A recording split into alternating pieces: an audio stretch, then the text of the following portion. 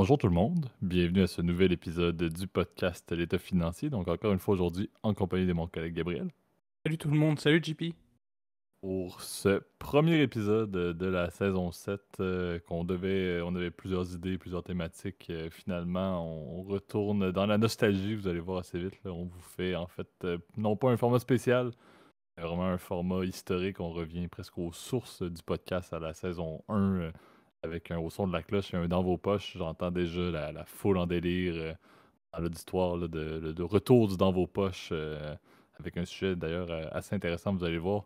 Le premier sujet va parler d'une compagnie privée possiblement listée, donc je ne fais pas de spoiler. Là. Mais effectivement, lancement de la saison 7, donc toujours Gab et moi présents, comme on l'a dit, on maintient la, la stratégie et la continuité d'un épisode par semaine, même si vous le remarquez, là, on enregistre en ce mardi 4 juillet, donc on salue tous nos auditeurs américains qui nous écoutent en français pour pratiquer la langue de Molière, clairement. D'ailleurs, comme d'habitude, là, on enregistre un mardi, là, c'était la période des congés fériés au Canada. Là, le 1er juillet, fête du Canada était le samedi, on reprenait ça le lundi et Gab et moi avions une magnifique excursion où nous étions les personnes les plus hautes dans le Maine, pas dans le Maine, pardon, dans le Vermont tout récemment. Donc, excusez-nous, hier, on était un peu au bout de la vie.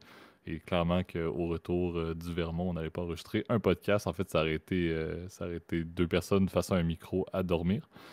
Donc, excusez-nous pour le délai, mais je pense que ça va être un podcast de bien meilleure qualité de le faire aujourd'hui. Je pense aussi. Euh, oui, effectivement. Donc, on va maintenir la même trame. On verra d'ailleurs là, ceux qui avaient hâte d'entendre un épisode spécial digne des stock picking ou même peut-être quelque chose d'une espèce de revue des marchés. Là, on va pouvoir essayer de faire ça. Je pense que les deux sujets d'aujourd'hui sont tout aussi intéressants, sinon plus. Là. Donc, n'hésitez pas à le mettre en commentaire si jamais vous voulez qu'on maintienne ces sujets-là pour la suite. Avant toute chose, et peut-être même pour également faire le lancement de cette saison 7 de cette. Maintenant, c'est quoi? C'est le début de la quatrième année du podcast? Oui, effectivement, début de la quatrième année du podcast. Je te laisse, Gab, faire le premier disclaimer comme d'habitude. Le premier disclaimer de l'année, pas fiscal, calendrier modifié pour le podcast. Vous êtes bien au courant, chers auditeurs, et la tradition va se continuer avec cette nouvelle saison, la saison 7. Évidemment, tout ce qu'on dit dans le podcast, il s'agit que de notre opinion personnelle, vous êtes bien au courant, il ne s'agit pas d'une recommandation officielle de notre part pour faire telle ou telle chose. On invite évidemment à prendre contact si vous avez des questions avec un expert. Quiconque aussi est autorisé à pouvoir vous donner des conseils financiers. Lui seul ou elle seule sera en mesure de déterminer avec vous si ça correspond à votre profil personnel et si ça correspond aussi à vos besoins. Puis je pense aussi à ce que vous avez des produits dont lequel vous avez besoin, etc. Donc renseignez-vous aussi par vous-même. Je pense que c'est important, évidemment, avant de prendre toute décision financière. Puis évidemment, c'est vrai qu'ici, c'est plus un intérêt pédagogique, puis plus de débat, etc., de vous intéresser, évidemment, à l'actualité financière qui peut-être est un peu moins riche ces derniers temps, mais on a réussi à trouver deux, trois petits sujets intéressants pour aujourd'hui et j'espère que ça va vous plaire. Puis encore une fois, nos excuses, mais c'est vrai que, comme tu l'as dit, JP, moi je préfère faire du contenu où je suis en forme, en tout cas quand j'enregistre un épisode et puis pas que je sois en train de dormir, parce que je t'assure, on enregistre habituellement vers les 9-10 heures du soir, là, donc hier je dormais à point fermé. Donc malheureusement, ça, on n'aurait vraiment pas pu enregistrer, donc je pense qu'on est prêt, je sais pas ce que tu en penses, à lancer le premier sujet. Effectivement, même, j'allais ajouter, je le mentionne beaucoup moins, là, mais allez lire beaucoup. Là. Je pense que le deuxième sujet d'aujourd'hui peut impacter beaucoup de nos auditeurs, là, dans vos poches. Je pense qu'il va y avoir un petit soupçon peut-être de notre opinion également là, qui va se traduire dans le sujet. Ça a quand même des impacts significatifs là, sur ce que vous pouvez faire. Donc, à la fois, le premier sujet, là, le au son de la cloche, c'est des classiques. Le contenu est assez public, assez disponible partout. Mais pour le deuxième, n'hésitez pas à aller lire là, beaucoup de bons contenus que j'ai pu préparer un peu en off. Là. Donc, on pourra mettre des liens aussi en zone commentaire, en zone commentaire, mais en zone description. Là, je pense qu'il y a beaucoup de beaux contenus là-dessus. Mais bon, trêve d'introduction. Lançons effectivement le premier segment, le au son de la cloche.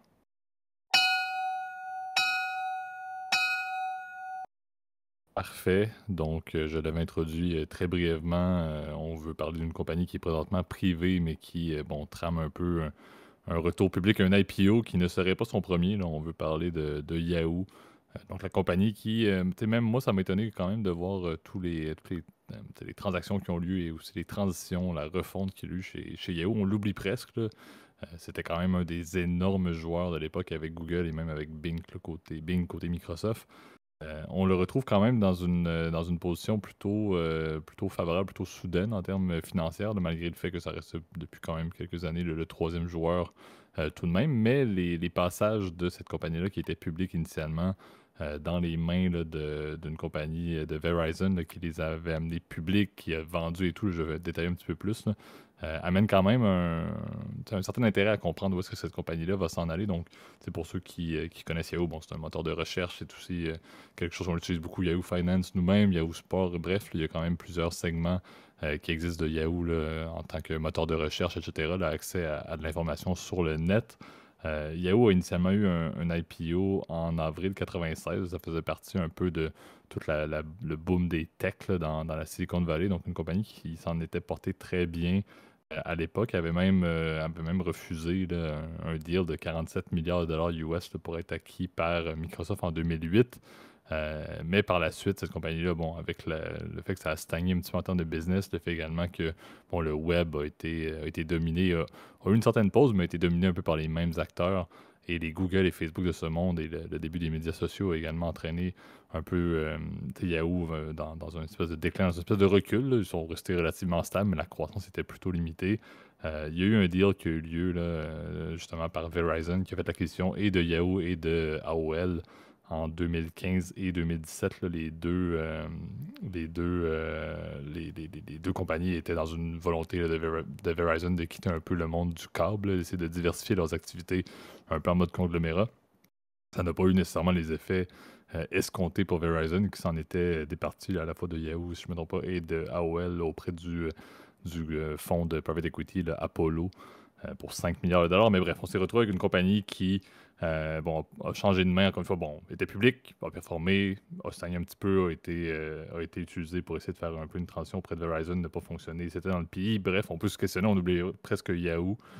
Mais depuis l'arrivée de CEO, le Jim Lanzoni, qui était avant chez Tinder, qui a été avant même, je pense, chez CBS, le plus dans un rôle de head, je pense que c'est CBS Interactive qui était le head, le CEO par la suite au niveau de Tinder avant d'arriver chez Yahoo. Il a quand même amené une bonne refonte et a profité en fait du statut privé de la compagnie pour la restructurer et supposément que bon, le statut financier, puis Gab, tu feras peut-être faire des points un petit peu plus là-dessus, se porte quand même très bien dans le but d'essayer de remettre un cap vers les IPO et une compagnie qui est beaucoup mieux structurée dans le but de tirer profit, encore une fois, là, de ses bases, là, comme je le disais, de Yahoo Finance, de Yahoo, de côté news, de côté sport, etc., mais également dans le but d'essayer de croître avec des opportunités de fusion-acquisition. Je vais en parler un petit peu plus en deuxième partie, là, mais il y a quand même des transactions qui ont eu lieu assez intéressantes, entre autres pour Yahoo Sport, avec une compagnie, je ne me trompe pas, qui fait dans le monde, c'est Wagers, si je ne me trompe pas, là, mais une compagnie liée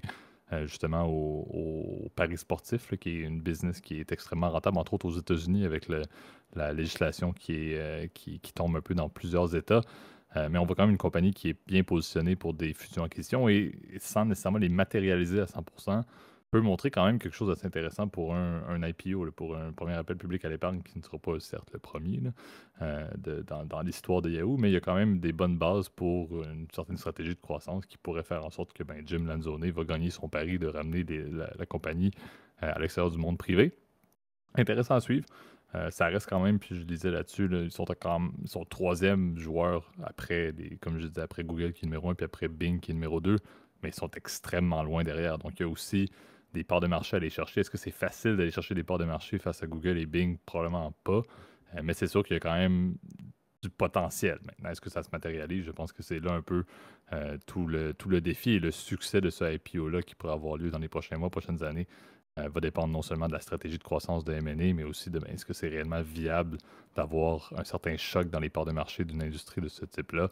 C'est sûr que c'est à voir. Beaucoup de doutes, je pense, mais ça reste intéressant comme stratégie, surtout comme on a dit, si ça peut stabiliser un peu Yahoo, c'est pas mauvais après les passages de main en main qu'il y a lieu, entre autres dans le monde privé là, dans les dernières années.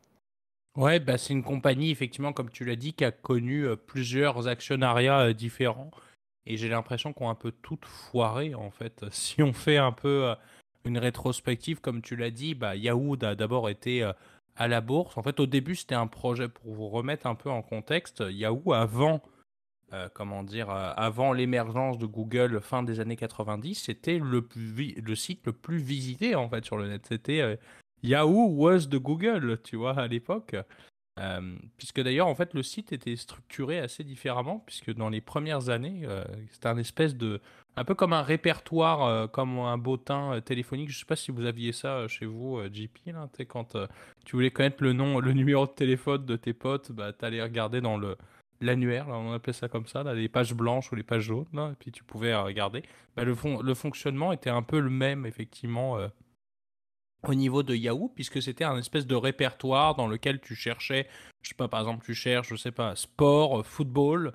Là, tu as, je sais pas, un répertoire des 50 blogs les plus populaires selon Yahoo des footballs. Vous avez bien compris que avec l'explosion d'Internet, évidemment, ce fonctionnement-là était assez limité parce qu'il fallait qu'il y ait un humain à chaque fois qui rajoute ah, c'est un site intéressant. Donc, évidemment, ils sont passés rapidement au système de moteur de recherche. Euh, Puis ils ont compétitionné évidemment, comme tu l'as dit, très rapidement avec avec les autres moteurs, dont notamment Google, mais à l'époque aussi AOL. Et c'est là où ça va devenir intéressant parce que AOL aujourd'hui fait partie de l'empire, du petit empire Yahoo là. Au-delà, avant 2015, effectivement, c'était une compagnie qui était complètement indépendante. Là. Puis en 2015, ils se sont fait racheter par Verizon. Verizon, rappelons-le, c'est l'un des plus gros joueurs des télécommunications aux États-Unis, donc avec les autres géants comme AT&T puis T-Mobile aussi, qui sont les trois plus gros joueurs aux États-Unis. Euh, Yahoo, donc la nouvelle filiale pardon, de Verizon, a fusionné avec AOL, donc était aussi un opérateur de télécom, plus un espèce de portail Internet, service d'abonnement téléphonique et Internet dans les années 90-2000 qui était florissant et qui évidemment était en plein déclin. On s'en souvient, tu sais, c'est eux qui t'offraient des DVD avec des heures gratuites là, des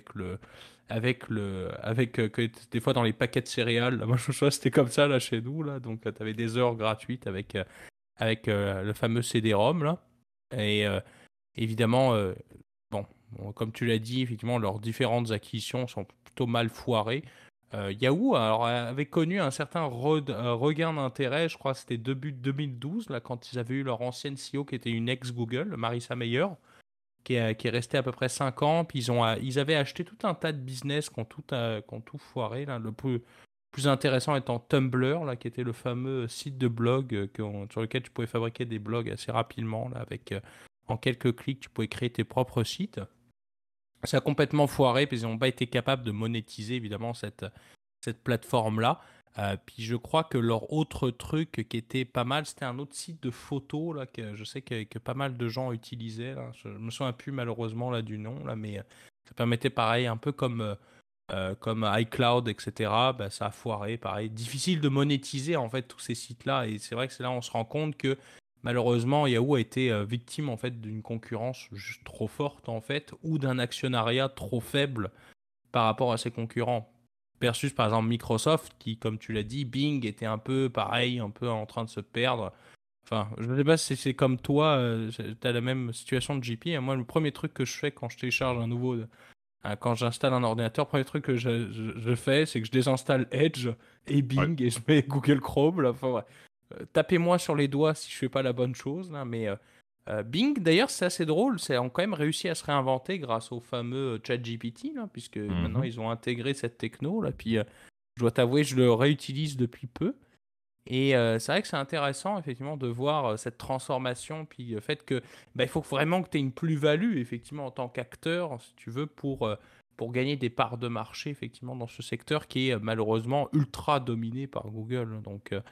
Euh, c'est là où c'est intéressant de voir en fait la stratégie de Yahoo qui, j'ai l'impression aujourd'hui, se focalise, et tu me corrigeras si je me trompe, puis peut-être tu pourras ajouter d'autres points, JP, mais se focalise en fait sur les produits qui marchent en fait de Yahoo, qui est en l'occurrence la plateforme de sport. Il y a le fameux Fantasy Football là, qui est assez Mhm. populaire avec Yahoo là.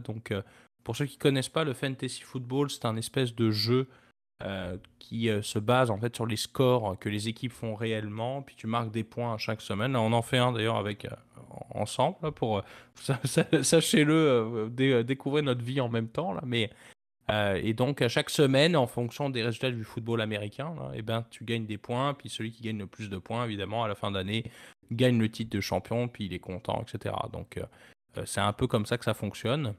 Et et c'est vrai que Yahoo est un des premiers acteurs dans ce jeu-là, qui est extrêmement rentable. Il y a même des tournois, etc. C'est hyper intéressant. Puis c'est hyper stratégique pour le coup.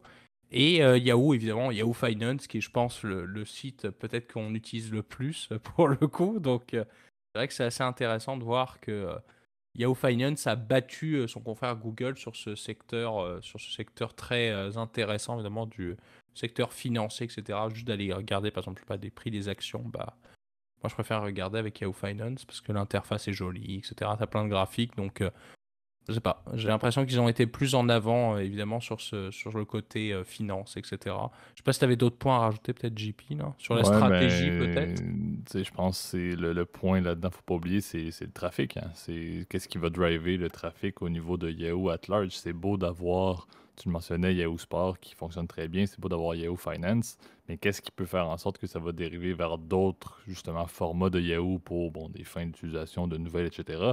Mais également, la logique du bon vieux moteur de recherche. Une des parties pourquoi Google fonctionne encore si bien, c'est que le moteur de recherche, moi personnellement, je regarde pas des Google spécialisés. Je m'en fous complètement des finances de ce monde, etc. sur Google. Si j'ai une recherche à faire de tout type, je vais aller le faire sur Google. Donc, c'est peut-être là que Yahoo a quand même beaucoup à gagner à essayer de trouver, bon, oui, c'est quoi les forces qui vont amener du trafic, mais comment est-ce qu'ils peuvent essayer de rediriger ce trafic-là vers des utilisations de d'autres segments forts de Yahoo qu'on connaît un peu moins, mais également juste la logique du bon vieux moteur de recherche, parce que du trafic spécialisé, ça ne va pas amener Yahoo à aller justement gagner des parts de marché face à Bing et face à Google.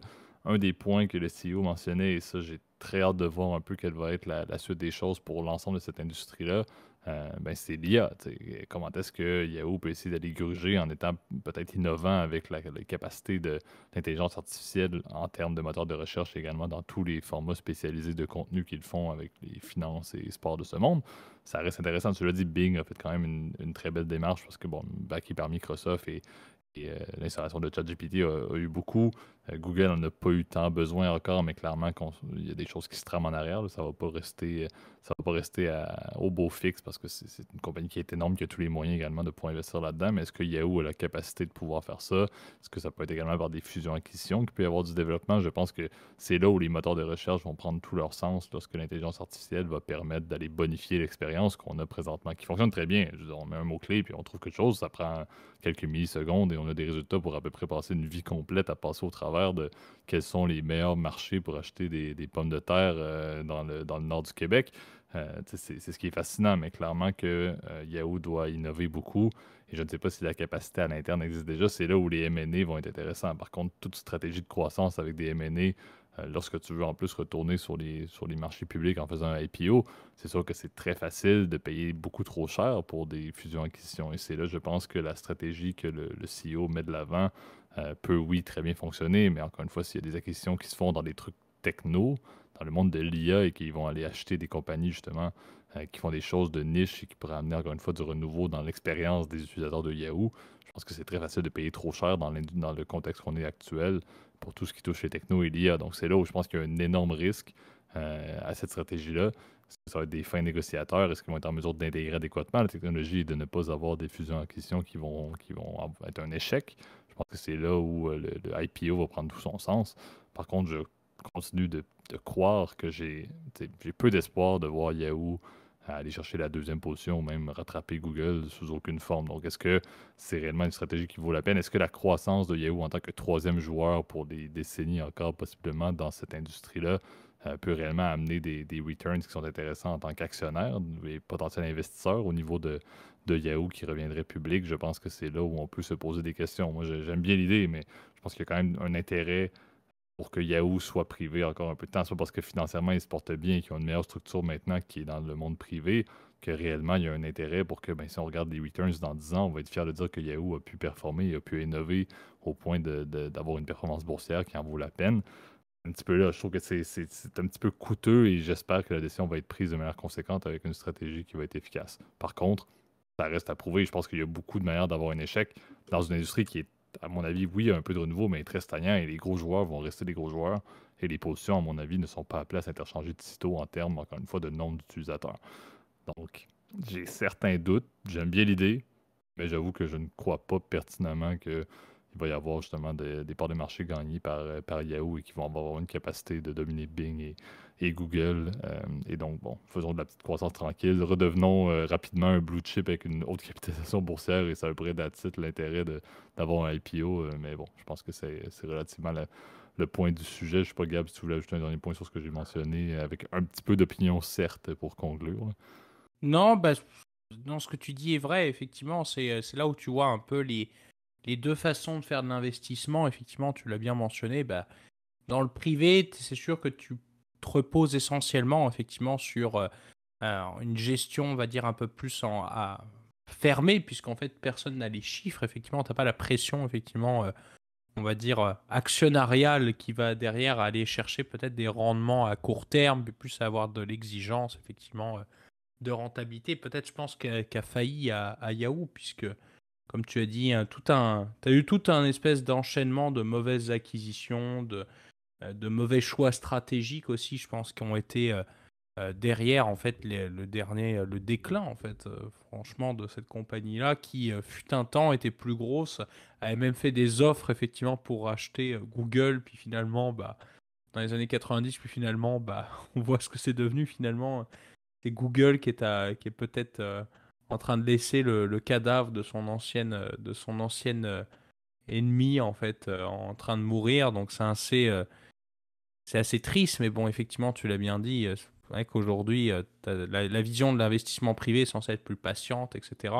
Pas les marchés publics, ce qui est intéressant, par contre, c'est sûr que c'est la possibilité, évidemment, de liquider dans un futur très proche. Et comme tu l'as dit, bah, en tant que firme de private equity, bah, Apollo, eux, ce qui est leur but, c'est évidemment c'est de sortir le plus rapidement possible. En fait, c'est de faire un coup de fric le plus rapidement possible. Euh, Est-ce que pour autant ça va être le cas? C'est pour le moment, on n'a aucun chiffre. Là, pour le moment, c'est juste des intentions. Tu vois, je lisais sur CapIQ avant de lancer le sujet, mais tu vois, pour le moment, en fait, tout ce qui est indiqué, en fait, au niveau de la presse, bah, c'est juste un communiqué, tu vois. Donc, pour le moment, on n'a aucune information, on n'a pas plus comment dire, de d'informations ou quoi que ça. Ils disent on est à la recherche, tu vois. À Yahwing, we look for M&A opportunities, de compagnie, voilà. Will be aggressive at looking those. Ouais, voilà, c'est intéressant, mais concrètement, ça veut dire quoi? Est-ce que ça veut dire qu'on va aller chercher plus d'argent, tu vois? Bon, alors là, par exemple, l'année, en 2015-2017, tu vois, ils avaient été, leur valuation, c'était à peu près de 5 milliards, mais ils ont eu beaucoup de pertes, tu vois. Est-ce que pour autant la trajectoire a changé? Bah, c'est une bonne question. Aujourd'hui, en tant qu'investisseur public, là, pour le coup, pour une compagnie qui sort d'un LBO, ce que tu cherches, c'est plus de la rentabilité. Est-ce qu'elle était sur le path de la rentabilité? Est-ce qu'ils ont été capables d'améliorer leur fameuse KPI, donc Key Performance Indicator pour nos amis francophones? Est-ce que tu as été capable d'aller chercher plus d'utilisateurs, etc.? Je suis pas hyper confiant. Oui, peut-être que effectivement, tu l'as bien dit, les Yahoo Sport, etc., les autres plateformes ont permis d'amener d'autres gens. Est-ce que pour autant ça contribue, si tu veux, à contrebalancer le déclin, par exemple, de Yahoo Mail, de Yahoo, même, je me souviens, de même Yahoo Chat, etc., qui était à l'époque très populaire, etc.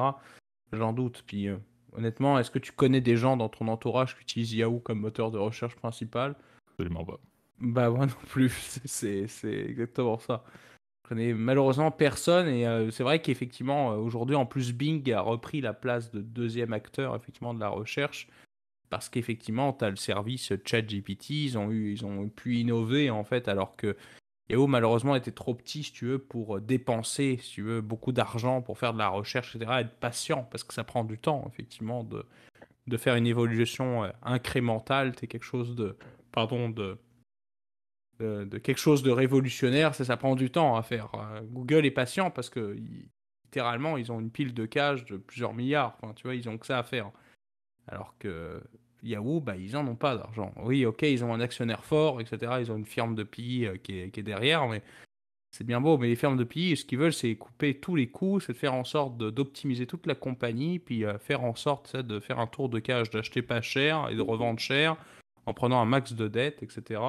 On ne sait pas trop d'ailleurs c'est quoi la structure du capital en sortie de financement, mais je doute que ce soit un truc avec seulement une fois de baya comment dire, de levier, évidemment. Souvent l'intérêt c'est d'aller foutre beaucoup de dettes, etc. Puis de faire en sorte d'aller chercher un peu plus d'aller booster les rendements pour aller chercher des multiples de capital investi souvent 2 fois. Donc l'histoire est de faire à peu près 20% par année sur 5 ans, tu vois. C'est un peu le target que tu te fixes souvent quand tu es un investisseur en private equity, tu vois. Donc je suis curieux. Je suis juste curieux de savoir est-ce qu'on va nous donner en fait des chiffres, puis là effectivement on aura plus d'informations là-dessus une fois qu'on les aura là. Exact. Donc, je pense que ça conclut bien le premier segment. Donc, passons maintenant et ramenons en force, d'ailleurs, comme je le mentionnais en début d'épisode, là, le segment phare d'origine dans vos poches.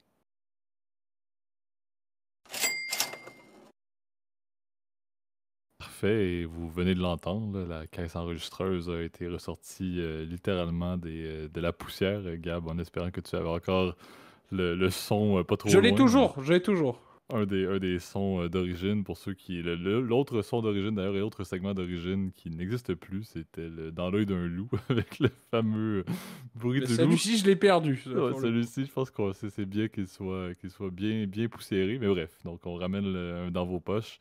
On en parlait en off, j'en parlais également avec des amis là, et certains politiciens au Canada, donc on va également parler un petit peu du contexte canadien du monde hypothécaire, là, le concept, c'est comment ne pas craindre ou comment essayer de ne pas avoir à craindre, du moins, son renouvellement hypothécaire. Là, on sait que dans le contexte canadien, principalement, la tendance se veut là, être des termes dans lesquels on peut fixer, par exemple, notre taux sur 5 ans, soit un taux fixe, ça peut être des taux variables, à la limite, ça n'a pas trop d'importance, mais on a une période pour laquelle on fixe globalement nos modalités de paiement avec notre institution financière. On sait que c'est un peu différent aux États-Unis, je pense que c'est du 30 ans. En Europe également, il y a des options jusqu'à du 25 ans, si je ne me trompe pas. Bref, c'est le cas également au Canada, mais ce n'est pas nécessairement une propension. En général, le Canada est très axé sur du 5 ans fixe, à peu près le truc qui est le plus signé justement auprès des institutions financières. Et on se retrouve maintenant avec plusieurs personnes qui arrivent à terme au niveau de leur entente hypothécaire et qui doivent renouveler dans des conditions qui sont bien différentes de lorsqu'ils avaient acheté. On sait qu'avant même la pandémie, il y avait une panoplie d'achats, même durant la pandémie, il y avait une panoplie de transactions. On était dans des contextes où les propriétés s'achetaient à des prix absolument faramineux, mais avec des conditions de taux qui étaient extrêmement basses, sachant que les taux directeurs des banques centrales étaient super bas, étaient alors presque bas historiques. Et on se retrouve présentement avec des personnes qui avaient signé du 5 ans fixe et qui doivent renouveler maintenant avec des taux qui ont augmenté d'un taux qui était à du 0, 0,5 en termes de taux directeur. Maintenant, c'est rendu du 4,5 %. On sait que c'est pas directement représentatif des taux hypothécaires. En général, la hausse et la croissance des taux directeurs des banques centrales sont assez représentatives de ce qu'on va payer de plus sur la majorité des taux et dans le contexte canadien du taux 5 ans.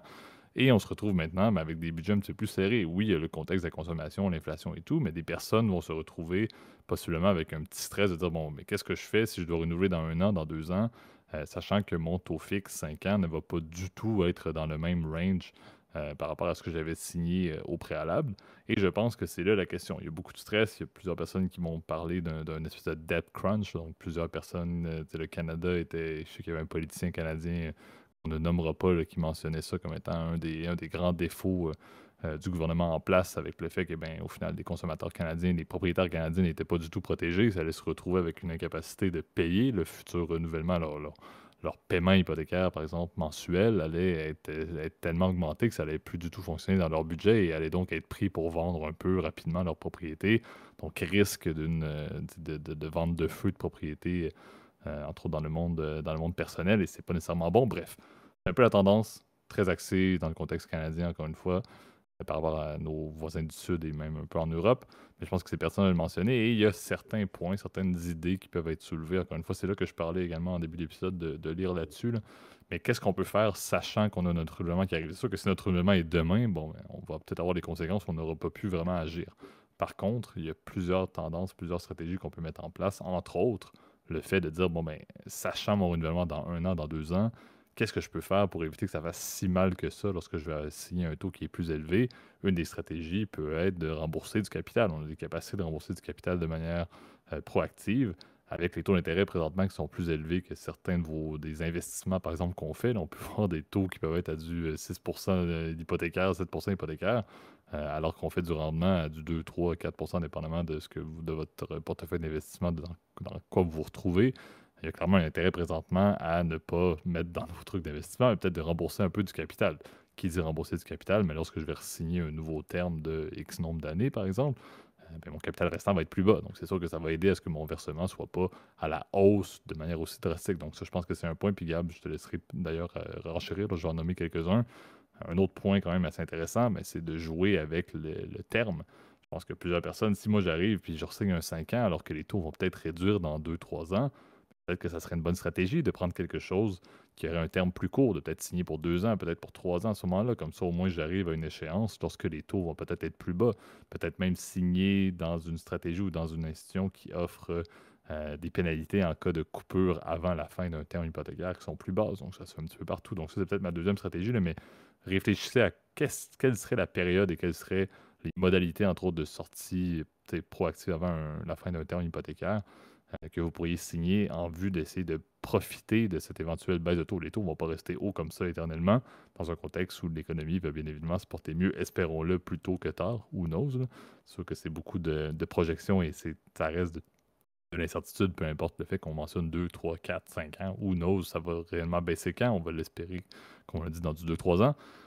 Et le troisième point, je pense qu'il est intéressant, ça reste moduler l'offre au niveau de différentes institutions financières. C'est toujours intéressant de le faire. C'est intéressant de le faire n'importe quand. C'est pas le truc le plus plaisant, je le dis moi-même, là. Si quelqu'un prend des rendez-vous les soirées après le travail, j'ai pas le goût de passer mon jeu de soir à faire 2, 3 institutions financières pour avoir des propositions, mais c'est certain que la concurrence peut également favoriser les modalités que vous allez pouvoir signer, donc à prendre en considération. Donc, je vois un peu les 3 points, donc pensez peut-être à rembourser du capital un petit peu plus proactivement dans le contexte un peu plus précaire de votre renouvellement. Moduler un renouvellement qui fait du sens également avec les projections des experts, des analystes, etc., sur l'éventuelle baisse des taux pour vraiment profiter. Oui, peut-être vous allez payer plus cher présentement, mais vous allez pouvoir profiter de cette baisse de taux-là éventuelle. Et encore une fois, ben, la concurrence, la modulation, c'est toujours pas mauvais d'aller voir ailleurs. Je pense que présentement, c'est encore plus pertinent pour trouver les conditions qui sont les plus favorables. Et sachant également, le système financier qui est beaucoup plus large en termes d'offres présentement. Il y a des institutions financières normales, il y a des prêteurs plus en ligne également. Il y en a, bon, l'incertitude peut être notoire là, avec les faillites bancaires qu'on a vécues aux États-Unis. Mais je pense qu'il y a quand même un intérêt et l'offre reste présente quand même avec des conditions qui sont parfois même drastiquement différentes entre l'institution avec laquelle vous faites affaire et certaines autres institutions concurrentes. Ouais, bah après, bon, tu mentionnais que les banques, effectivement, alternatives, effectivement, peuvent faire du sens. Euh, bon, les faillites, quand t'es emprunteur, tu t'en fous un peu. Genre, honnêtement, c'est même plus. Qu'est-ce que tu t'en fous si la banque fait faillite? Au pire, tu rembourseras pas. Là. Non, ouais, trêve de plaisanterie, évidemment. Ça marche pas comme ça, évidemment, dans la vraie Moi, vie. Là, j'allais mais dire, mon Dieu, ouais. c'est ça, ça, dans les vraies vies, évidemment, ça marche pas comme ça parce que ton prêt, il se fait racheter, évidemment. Puisque c'est le contraire, les banques, elles, pour elles, ce sont des titres financiers, en fait, ton prêt, en fait, en réalité. Euh, Vous avez Est-ce que tous vu de... SVB fait des prêts hypothécaires au Canada? Je pense que je vais faire la recherche. Ben non, je crois pas. Non, c'est une bonne question, mais je crois pas. Mais bon, trêve de plaisanterie, c'est vrai qu'effectivement, tu l'as dit, c'est vrai que le contexte et le fameux politicien que tu nommais, moi je le nommais, c'est Pierre Poilievre, donc qui est l'opposant numéro un, évidemment, au Canada. Là. Donc, ce dernier, c'est vrai, mentionnait cette situation, on va dire, évidemment, avec ce volume de prêts hypothécaires qui va être à renouveler, qui va être hyper important, et ben c'est vrai que c'est un peu inquiétant puisque j'ai pris des informations, tu vois, moi de côté de la Banque du Canada là, pour aller regarder puis étayer mon argumentaire, mais tu vois, le nombre de transactions a évidemment explosé durant la pandémie là, puis ce qui est intéressant, c'est que le taux fixe au plus bas sur le 5 ans, donc qui va nous servir de point de référentiel, est passé d'environ, tu vois, par exemple, début 2020 était environ aux alentours des 2,9% au plus bas à environ 2% par année. Alors, nos amis français vont rigoler parce que vont se dire, mon Dieu, c'est tellement cher, même au plus bas, c'est quand même cher. Oui, c'est comme ça. C'est comme ça, effectivement, c'est un peu plus cher. Le coût du crédit en Amérique du Nord est un peu plus élevé en termes de taux d'intérêt. Et à l'heure où on se parle, en fait, au niveau des taux, bah, ça s'est stabilisé autour des 5%. Alors, pourquoi ça s'est stabilisé? Effectivement, c'est que la hawkishness, donc la volonté de la Banque centrale d'augmenter les taux est de plus en plus faible. Hein. J'ai l'impression que l'augmentation des taux, oui, a permis de freiner progressivement l'inflation, même si c'est pas complètement résolu. Hein. Et ben, le problème, c'est que ce côté freiné de l'inflation, bah, vraiment, évidemment, crée de l'incertitude, évidemment, au niveau des entreprises, parce qu'elles ont la difficulté à emprunter, etc. Ça fait en sorte que, évidemment, l'économie ralentit, évidemment. Et c'est le but, évidemment, de ces taux d'intérêt élevés. Vous le savez, en ayant écouté notre podcast. J'espère en tout cas que vous en souvenez, évidemment, de tout ça.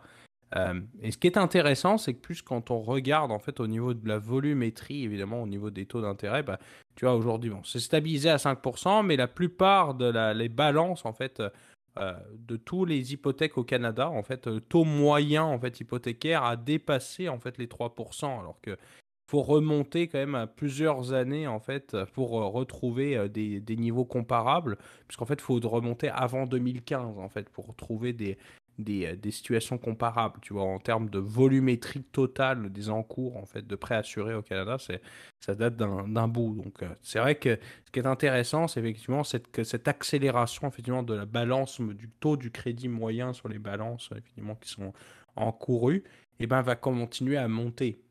Et la date fatidique, bah, on le sait bien, bah, ça va être en fait 2020 plus 5 années, puisque si on se trouve sur...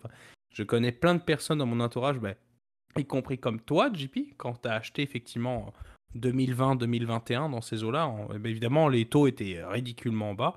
Et ben c'est vrai que si tu rajoutes le 5 ans, ben, c'est là où ce moment-là, ben là on va dire, bon ben non monsieur JP, c'est ce moment-là que vous allez devoir reprendre le nouveau taux. Et tu le sais, une table d'amortissement, elle va se baser sur le fait que tu vas payer le même taux sur 25 ans.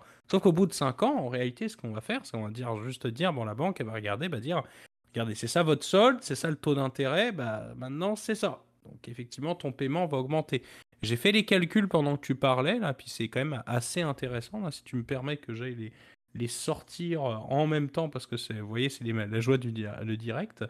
J'ai fait l'hypothèse, tu vois, moi, pour mon calcul, qu'on gardait un amortissement de 25 ans, puisqu'on veut comparer des pommes avec des pommes, là, puisque c'est, comme vous le savez, la table d'amortissement, encore une fois, on assume le même paiement sur les 25 ans. J'ai fait l'hypothèse, par exemple, d'une prix d'une propriété de 450 000 dollars, donc qui est à peu près dans les eaux, on va dire, du Grand Montréal, avec une mise de fonds de 5% et une prime d'assurance prêt, parce que vous le savez, quand on n'a pas 20% pour payer une assurance prêt hypothécaire, et ben le paiement en fait que j'ai sorti en fait à l'origine, j'ai fait avec un paiement avec un taux d'intérêt de 2%. On est à peu près à 1883 dollars. Corrigez-moi si je me suis gouré dans mes calculs. Et en augmentant le taux d'intérêt à 5%, on arrive à 2586 dollars, soit une augmentation de 37%.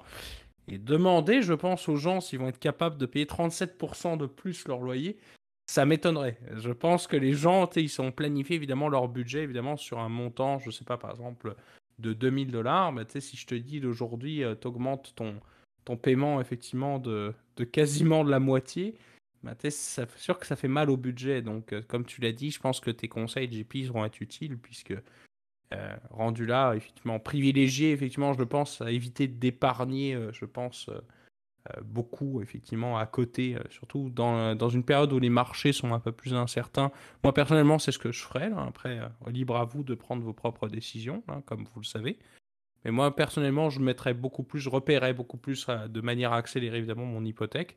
Faire en sorte de ne pas avoir des paiements qui m'assomment mon budget, parce que, bon, on s'entend, effectivement, le plus important, c'est d'éviter que vous fassiez défaut, évidemment, sur le prêt, là, parce que si c'est pour vous être acheté la maison de vos rêves, bah, le but, c'est de la garder, bien évidemment. Là. Donc, c'est ça. Moi, je le repayerai, évidemment, en avantage, évidemment, sur mon hypothèque. Puis, effectivement, comme tu as dit, je ferai jouer la compétition, évidemment. On sait que ça va être très féroce, évidemment, en 2025. Hein, donc, je pense que la solution, tu t'as dit de magasiner plusieurs banques, mais je pense qu'aussi la solution du courtier hypothécaire peut être intéressante aussi. Quelqu'un qui est un peu à l'aise sur le marché, de savoir exactement c'est quoi les offres, etc., qui sont disponibles au moment de votre renouvellement, ça peut être très intéressant. Puis je pense un troisième argument que tu n'as pas vu, mais c'est peut-être d'aller jouer avec le variable aussi. On ne sait pas, pendant des années, on nous a dit, bon, le variable, c'est plus incertain, etc., c'est plus risqué, etc. Oui, effectivement, c'était un pari pas hyper gagnant, évidemment, pour beaucoup de gens qui en ont pris pendant la Covid. C'est vrai que c'était pas cher à l'époque, c'était pour ça que les gens aussi en prenaient beaucoup. Mais je pense que ça a tout son intérêt, évidemment, dans des périodes comme ça où on pense que la Banque centrale va ralentir, évidemment, la compression monétaire. On va plus parler dans les prochaines années d'expansion monétaire, même si, bon, moi, ça me fait doucement rigoler, là, donc, puisque vous savez, notre opinion qu'on a depuis ces derniers temps sur les banques centrales et Mhm.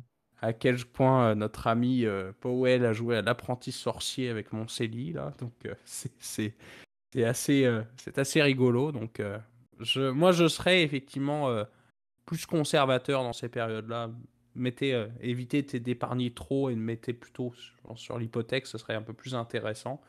Je sais que la plupart des banques permettent effectivement de rajouter du capital, soit sous forme d'un lump sum, soit de pouvoir repayer plus, par exemple avec des paiements accélérés, pendant que votre budget le permet, par exemple. Vous pouvez y aller aussi à votre rythme, etc. Puis ça vous évitera évidemment de vous retrouver avec une balance, avec un taux d'intérêt monstre, effectivement, là-dessus. Puis la dernière solution aussi, si vous avez de l'équité, vous pourriez peut-être penser à refinancer aussi. Ça peut être une option intéressante. Donc, c'est-à-dire repartir sur un amortissement un peu plus long, le temps de souffler en fait au niveau de votre budget. Ça, cette option-là ne fonctionne évidemment que si vous avez assez d'équité, parce que faut repartir il faut avoir 20% de mise d'équité, donc c'est finançable qu'à 80% de la valeur de la bâtisse. Donc ça, cette option-là fonctionne, mais c'est clair qu'il faut avoir suffisamment d'équité. Ça, je pense que je la réserverai effectivement à des gens qui avaient accumulé assez d'équité évidemment sur leur bâtisse pour pouvoir utiliser cette stratégie. Euh, dans tous les cas, je pense que c'est important de parler à sa banque, puis peut-être Mhm. à son conseiller financier. Je pense que rendu là, c'est une bonne chose à faire, là. Exact. C'est comme, je pense que le meilleur point, c'est un, de ne pas oublier que vous êtes quand même propriétaire d'une propriété. Donc, c'est sûr que ne vous stressez pas quand même avec ça, là. Vous avez quand même au moins un actif immobilier qui, bon, oui, est endetté, mais ça reste quand même que c'est important dans votre décision. Puis, tu sais, ne prenez pas trop de risques à essayer de timer parfaitement les hausses et les baisses des taux. Je pense que l'essentiel, c'est de regarder une stratégie qui fait du sens pour vous, pour votre portefeuille, et que le montant que vous allez devoir payer à chaque mois, à chaque période, fait du sens dans votre budget et vous garde la latitude. Je pense que c'est là, tant que ça fonctionne. N'essayez pas d'essayer ne jouons pas aux fins finaux, essayer de trouver les conditions parfaites au sous-proche. Comme je dis, c'est des questions que je me pose moi-même. Je ne suis pas rendu à mon renouvellement du tout, mais ça s'en vient quand même. C'est des points que je trouve que c'est très pertinent. Je ne vais pas être quelqu'un qui va non plus gambler avec quelque chose, puis finalement complètement manquer de bateau, juste pour faire une différence de quelques dizaines de dollars au final. Donc ça, c'est un autre point, je pense, à prendre en considération. Je sais pas, Gab, ça va un dernier point avant qu'on rende l'antenne. Oui, bah, peut-être dernier point, puis parce que je l'avais oublié, ça m'est venu en tête pendant que tu parlais. Il existe aussi certaines banques aussi qui proposent des taux hybrides en fait, avec une portion fixe, une portion variable. Ça peut être intéressant aussi. Rendu là, discutez-en avec votre conseiller financier. Je pense que cette personne-là sera mieux apte évidemment de regarder en fait plus en détail avec vous, avec votre profil, etc.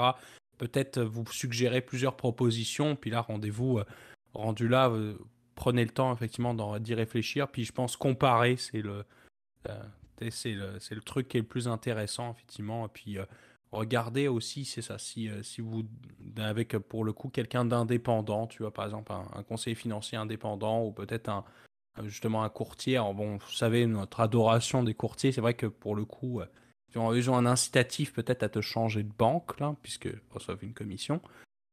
Mais faites obtenez, je pense, l'avis de plusieurs personnes, même les personnes de votre entourage. En tout cas, je pense que les gens de votre entourage veulent votre bien. Donc, en tout cas, si vous avez quand même des bonnes relations avec votre entourage, je le souhaite, là, mais si tel est le cas, ils vous souhaiteront évidemment et vous donneront, je pense, les meilleurs conseils peut-être pour prendre la bonne décision.